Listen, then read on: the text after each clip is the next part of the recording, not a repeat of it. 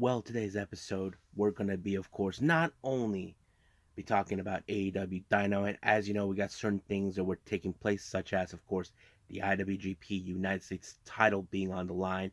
We even got Willow Nightingale versus her own tag team partner, former tag team partner, should I say, Ruby Soho, and plenty other things taking place.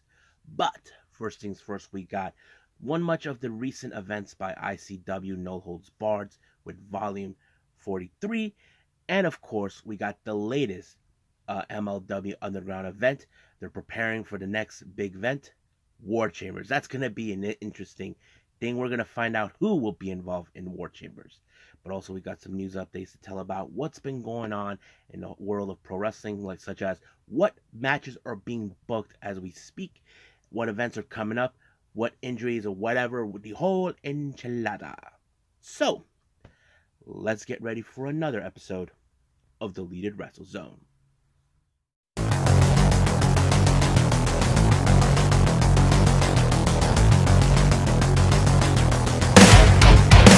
you ready? Get up, get up! Get up, get up! Get up, get up! Get up, get up! Get up, get up! Get up, get up!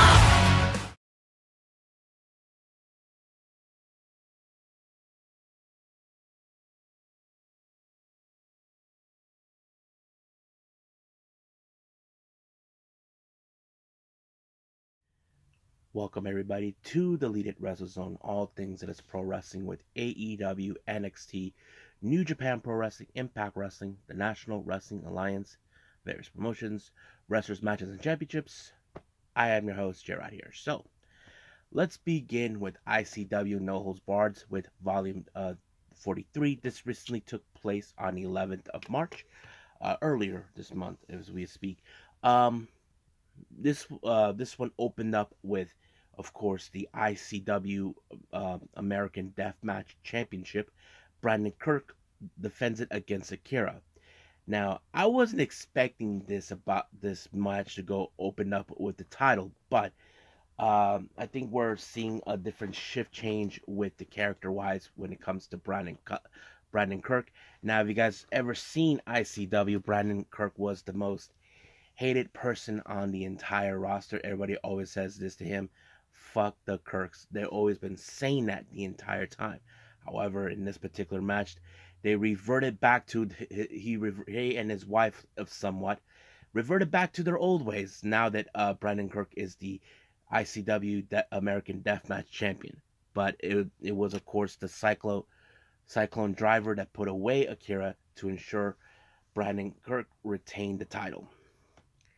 Next up, we have Sean Campbell taking on Hardway Heater. Now, these two guys are part of a same group with AKIRA, but I have to say it was a very impressive match because Sean Campbell, he is new into the deathmatch scene. He seems like he got everything sorted out, but however, it did not go exactly his way with Heater. Heater put him away with the, I believe, the Tiger Driver. 1, 2, 3. It was over right from there. Next up, we got MM3 taking on Hoodfoot. MM3, who has also, much like Sean Campbell, has making his way to the deathmatch scene as well. I didn't expect a whole lot because we know he had a very impressive win the day before, but however, in this particular match, he has to go against a guy who has been on countless death matches, and that is Hoodfoot. But Hoodfoot did put him away with the backdrop driver. 1, 2, 3. It was done right from there. Next up, we have Tommy Vendetta taking on Casey Kurt. Now, you probably can guess that this match, Brandon Kirk would get involved in some capacity, but he was being chased by, I don't know who was in Tommy Vendetta's corner, but he chased Kirk away, but it did allow for, I think, the idea of, okay, Casey Kirk can win her matches without the help of her husband. And I think that tells it better. But it was, of course, Casey with the pile driver to put away Tommy Vendetta and continued on. Next up, we have who is it? John Wayne Murdoch taking on Danny DeMonto, the founder, but they had to switch roles. Basically, John Wayne Murdoch became Johnny Wayne DeMonto, while Danny goes by Danny Wayne de Murdoch. Sounds kind of silly, does it? But yeah, that's. But oh man, they went beyond the limits. Going exactly. It's like it became opposite day or something in this particular match. I can't tell, but it was really impressive. But it was Johnny DeMonto who actually put away Danny away when he cut her on top of the stacked chairs that were already folded up, and boom, just from there.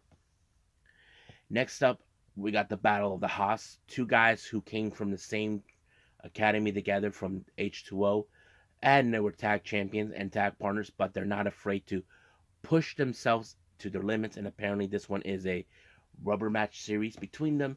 We're talking about Christian Ross and Chris Bradley.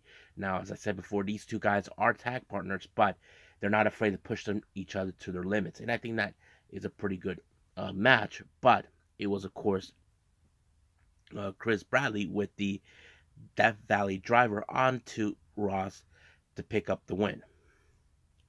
Next up, we have Matt Tremont versus Tank.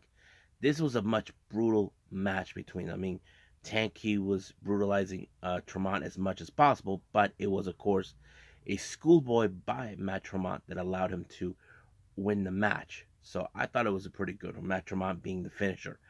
Good show. So I think that's pretty much it what we have for ICW No Holds Barred. I think it's time for MLW.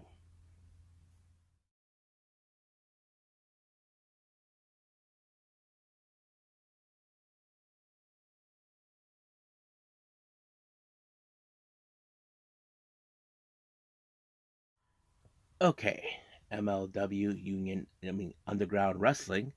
It opened up with Saint Laurent, who in fact is giving a promo about Microman. Now, as you know, Microman has been disrespected left and right by various people, but the much recent a-hole who has been disrespecting him the most is right now Rio One, formerly known as Enzo Amore. Yeah, that guy who goes, I'm a certified G. Well, he has his hands full with Microman, but however, you probably would have thought it was going to end with Microman probably losing to him, but no, apparently Microman tripped his monkey ass through a chair, knocking him out, and then of course here comes his new BFF, Lance Warner, with the kendo stick and whacked him with it.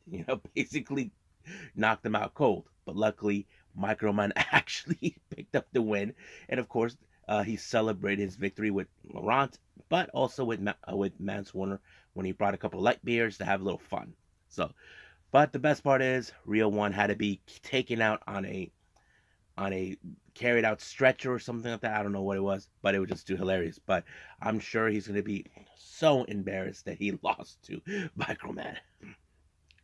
Now, recently we have been watching Hammerstone. As you know, he has now been entering a war against none other than the Calling, led by none other than the Raven.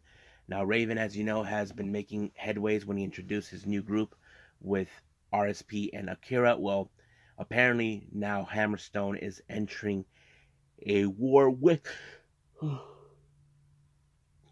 the Calling, and now we're getting closer to War Chambers. So basically, we're going to see another interesting matchup. Now, Davey Richards has a strong message towards Alex Kane. As you know, Alex Kane, who's been disrespectful, disfigured the Opera Cup since he stole it from Davey Richards, claiming that he owns the entire thing now, that the entire MLW is his, and he gets a shot of the MLW World Top, but that doesn't work that way. He did not enter the tournament, but it is coming back. But sooner or later, Davey Boy Smith has to reclaim that to bring back the honor of his family. Our next match, we have AKIRA versus Mike Law. You probably can guess that this match actually ended in AKIRA's favor, since, you know, he is the the main character in the entire MLW roster. He put away Mike Law with the death penalty and ended right from there. Now, Tail Valkyrie and Johnny Mundo, whatever he calls himself in MLW, put out a little ad about Cesar Duran, who's been missing. Nobody knows where he is. The last time we saw him, 2 of his henchmen kidnapped him. So we don't know where this is going to be taking place, but they're asking for any information. I don't know what's the thing is this. I do have a theory that maybe the calling had something to do with it. We just don't know, but we'll find out. Now we go with between Alex Kane and Davey Boy Smith. Now Alex Kane, who acts like the world is all his since he has the Opera Cup tournament. He's determined to prove once and for all why he deserves everything, but Davey Boy Smith's not going to back down to get what he wants, which is to bring back the honor of the Opera Cup, which was desecrated by Alex Kane when he stole it. Now, Alex Kane said in his own words, he didn't steal it, he won it. We all know that's not true. He stole it because he wants what matters to him the most, which is the MLW World Title. But he, as you know, we're getting closer to the return of the Opera Cup term, but the obvious thing is Alex Kane will not return it regardless. And not to mention, he's renaming it the Bumaye Cup, but it's not going to happen. But unfortunately, it did not go to Davey Boy Smith. As you know, that big moron, Mr. Thomas, gets involved. He threw something to Kane. I don't know what was in the spray can that blinded him. That put away how do I say, Davey Boy Smith for the win. However, during Sam Latina was wanted to know what was it, he diverted, proving once again his arrogance, saying that, you know, this is why he reigns supreme. But I have a feeling this is not over between them. Now, speaking of the War Chamber, we see Second Gear crew, Warner, Justice, and Manders were having a good time at a bar. So Hammer asked them for help, saying that you guys do what you do. You know, we all know that they've been involved in cage matches before. So basically, he's asking them to be part of his team against the Calling. And you know how they are. They love violence. They like beating people up. So that's going to be very interesting to watch. So I'm looking forward to that. But apparently, Warner confessed that he was hijacking the bar. So basically, the beers were not paid for. So that's a great ending for the show. So we'll see what happens in the following week. But right now, let's move on to our last final review, which is, of course, AEW Dynamite.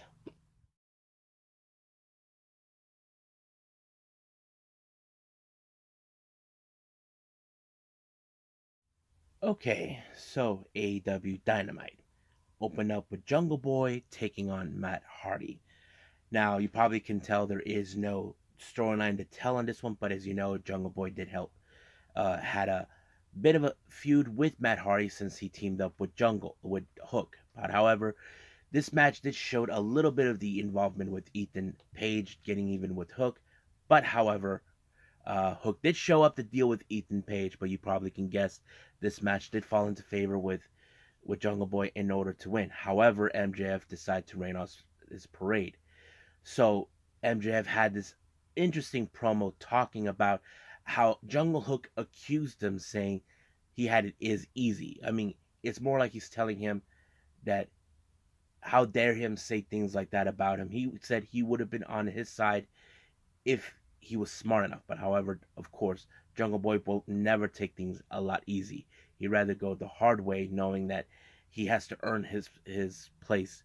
So that's a very good, fantastic story. But we'll see what happens in this between who's going to be the one to dethrone MJF.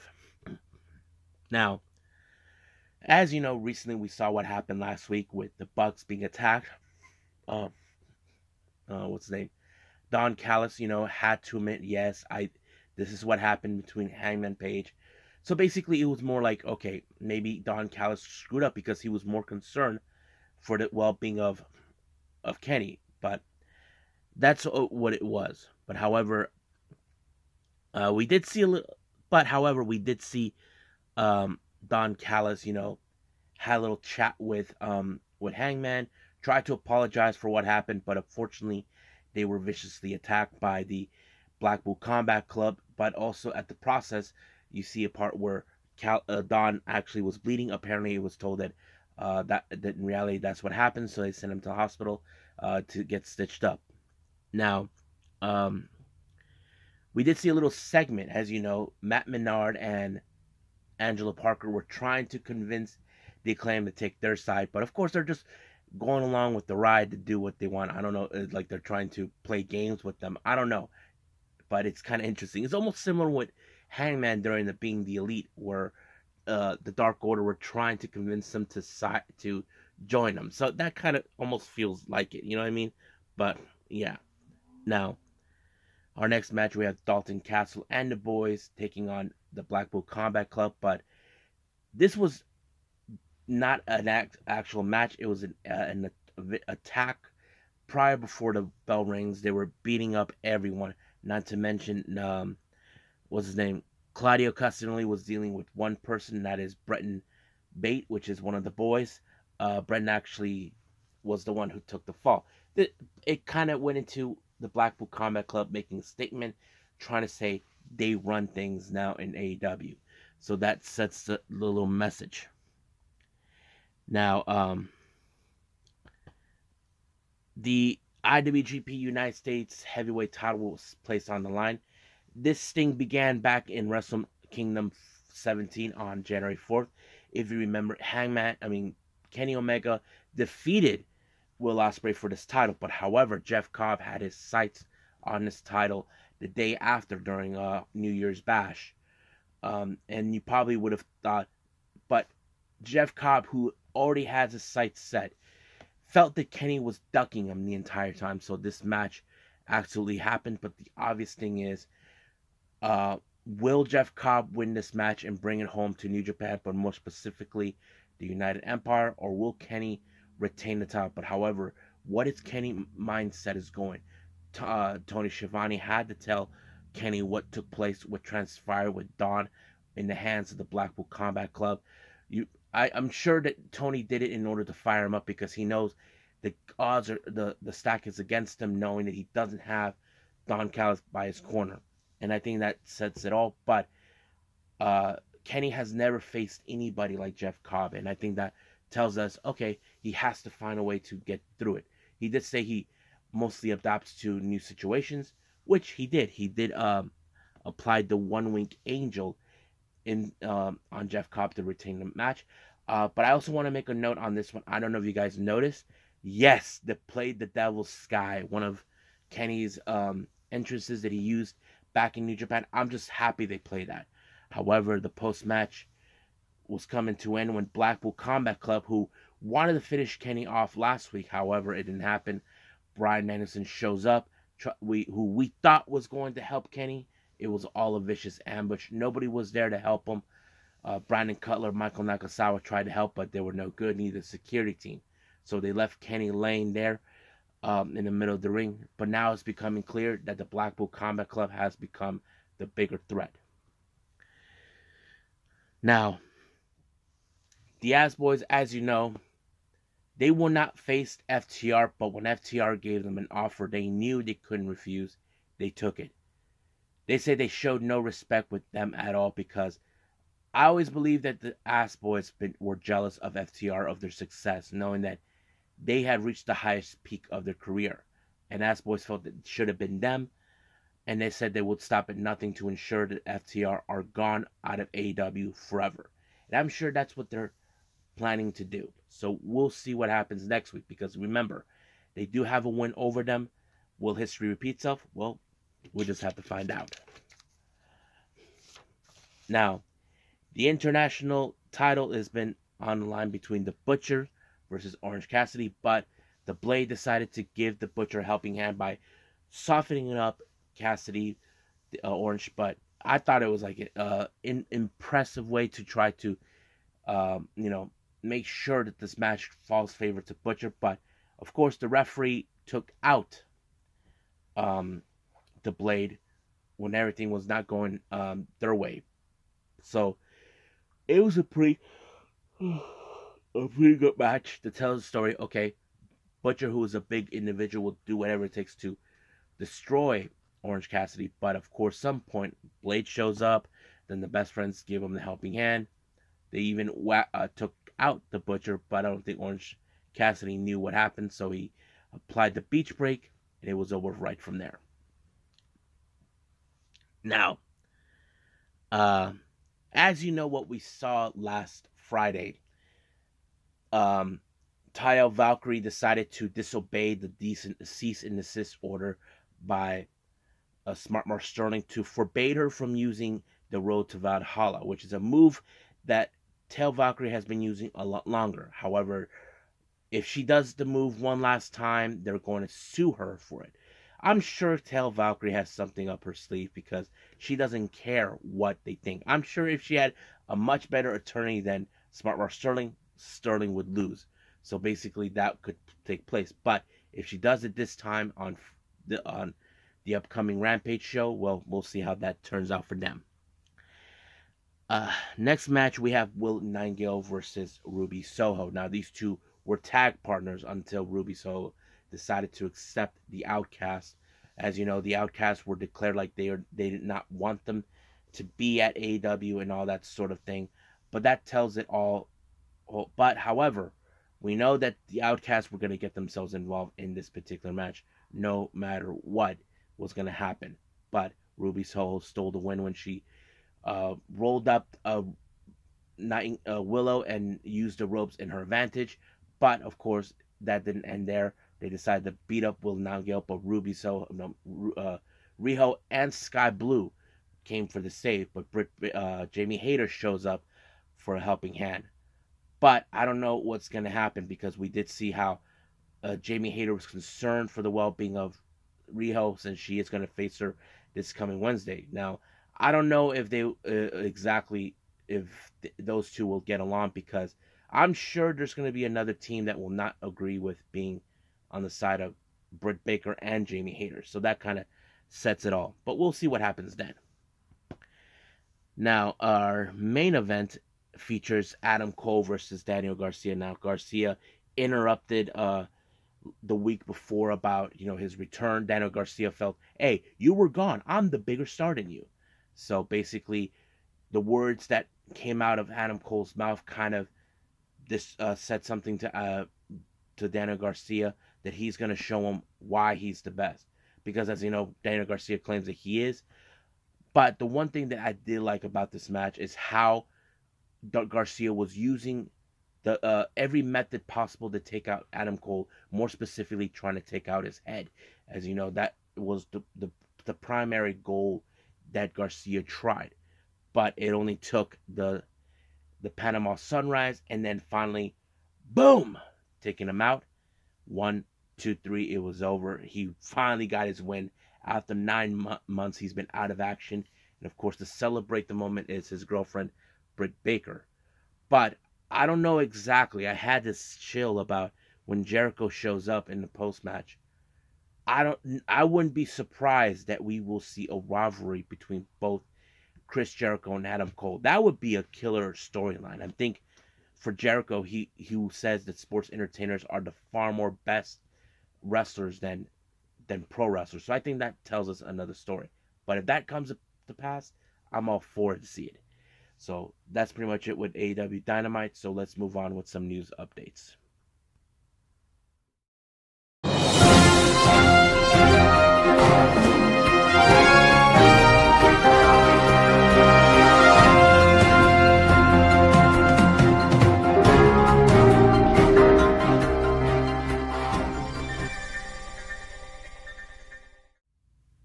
Okay, so welcome to our news updates. Tokyo Sports reports, as you know, Keiji Muto will be here in the United States to accept his Hall of Fame award as the Great Muta. It was told that Kaito Kiyomiya decided he wanted to accompany Muto. However, he's unable to do so due to the fact that he has fallen ill, and it kind of prompted what he was planning to do. However, Yoshiki Inamari volunteered himself to accompany Muto instead. So it's a great thing that someone else stepped up to accompany Muto. We'll see what happens with Kiyomiya. Hopefully he recovers and and see what his plans are for the future.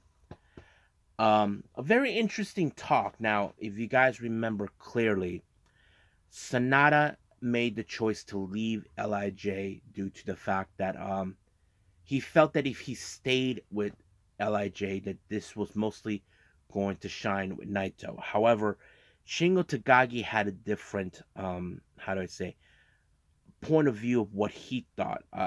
I thought it was a very interesting point that he was pointing out. Let me pull it up for all of you guys because it's a very interesting point what he said.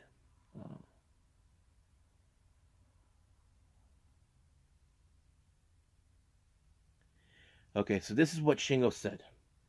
From my view as an LIJ member, I don't agree with Sanada's decision, but as a wrestler, I have high expectations for him.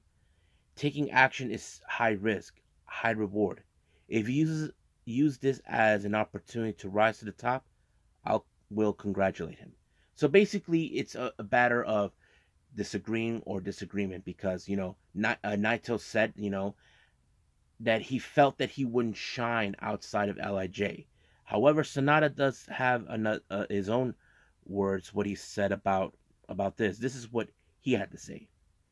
Even if I was the top guy in the company, LIJ will still be Naito's thing. Shingo was the IWGP World Heavyweight title.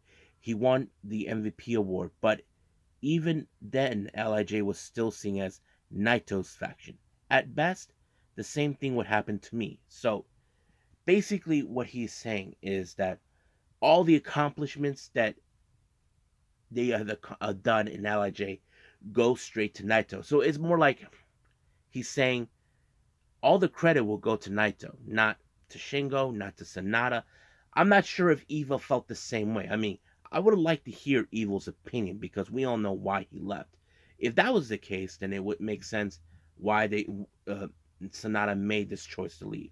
So we'll find out more about that. Queen of Indies have announced for another participant, and I think everybody who follows the independent scenes know this person, Sandra Moon. So she will be at Queen of Indies.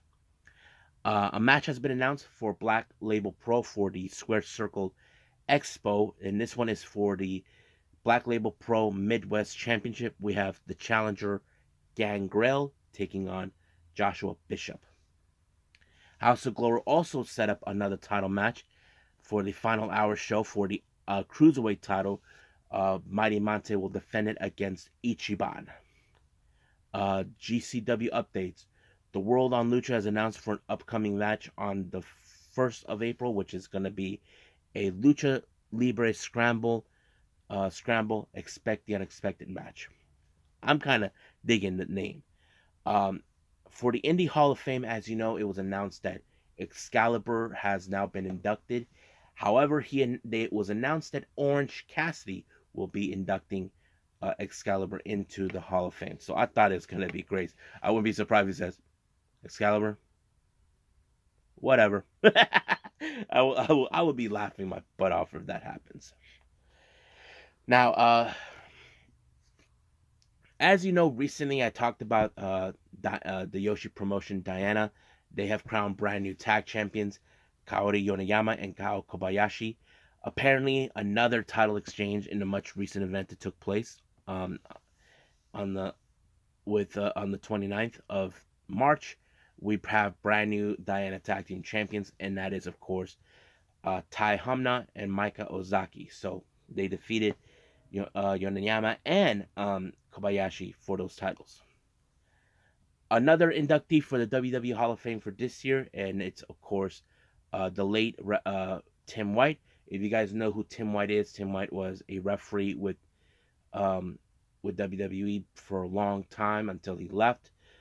He passed away last year, which was a very sad thing for the referee community who watched this guy. And of course, it was now foretold that not only he is the first referee to become the first referee to win, to be inducted into the Hall of Fame, he also won the Warrior Award. So this is a huge honor for him. So I think many of us can be happy for, I'm sure, the referees who work with him, those who know of his work, are very proud of him.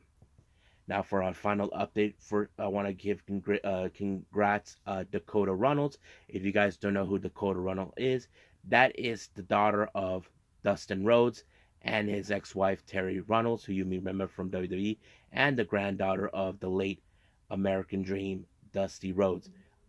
Dakota has announced that she gave birth to a healthy baby boy, Dustin Rhodes. He is a proud grandpa, so I'm sure he's going to spoil that little boy. Silly. He's very, very happy, and he's thankful that everything's okay for his daughter and, of course, his grandchild. So, congratulations, Grandpa. So, I'm sure you're going to have a lot of great moments being a grandpa. So, I think that is pretty much it what we have right now. So, I think it's time to call it a day. Okay, coming up, we have, of course, Ring of Honor and Impact Wrestling. I haven't decided if I'm going to be watching what any other wrestling events I might have missed, but we'll find out. But friendly reminder to everybody, as you know, the GCW Collective will begin, of course, as we speak. By the time this video is already uploaded, it will have, of course, the start of the GCW Collective and other events that will be taking place, since it is WrestleMania weekend, and I'm kind of excited how things are going to go from that. I'm sure, as you know, I went on Twitter. The ladies from Tokyo Yoshi Pro Wrestling are in LA having a great time. Even Hyper Masao saying that she can save LA. But yes, so there's that. Can't wait to see what else is going to take place for this weekend. It's going to be chaotic, but I'm going to say this because right now people are going to say, dude, you're going to cover a lot of wrestling this weekend. I have to say, let the games begin. That's all I got to say. But for now, I'll see you guys on the next DWZ time. Same DWZ channel. I must bid all of you adieu. So, goodbye. Mwah.